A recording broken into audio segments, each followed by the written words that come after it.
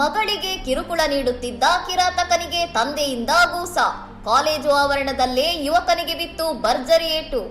ಪುಣೆಯ ಕಾಲೇಜು ವಿದ್ಯಾರ್ಥಿನಿಯೊಬ್ಬಳಿಗೆ ಕಳೆದ 15 ದಿನಗಳಿಂದ ಆರೋಪಿ ಯುವಕ ಆನ್ಲೈನ್ ಹಾಗೂ ಸಾಮಾಜಿಕ ಜಾಲತಾಣಗಳ ಮೂಲಕ ಸತತವಾಗಿ ಕಿರುಕುಳ ನೀಡುತ್ತಿದ್ದನು.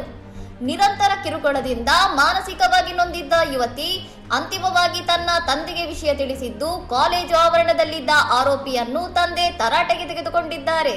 ಮಾತಿನ ಚಕಮಕಿ ವಿಕೋಪಕ್ಕೆ ತಿರುಗಿದಾಗ ಆಕ್ರೋಶಗೊಂಡ ತಂದೆ ವಿದ್ಯಾರ್ಥಿಗೆ ಕಾಲೇಜು ಕ್ಯಾಂಪಸ್ನಲ್ಲೇ ಮನಬಂದಂತೆ ಥಳಿಸಿದ್ದು ಈ ದೃಶ್ಯದ ವಿಡಿಯೋ ಈಗ ವೈರಲ್ ಆಗಿದೆ.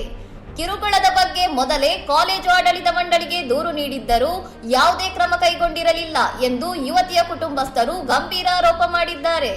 ಕಾಲೇಜು ಮಂಡಳಿಯ ನಿರ್ಲಕ್ಷ್ಯವೇ ಈ ಘರ್ಷಣೆಗೆ ಕಾರಣ ಎಂದು ದೂರಲಾಗಿದ್ದು, ಶೈಕ್ಷಣಿಕ ಸಂಸ್ಥೆಗಳಲ್ಲಿ ವಿದ್ಯಾರ್ಥಿನಿಯರ ಸುರಕ್ಷತೆಯ ಬಗ್ಗೆ ಈಗ ದೊಡ್ಡ ಚರ್ಚೆ ಶುರುವಾಗಿದೆ.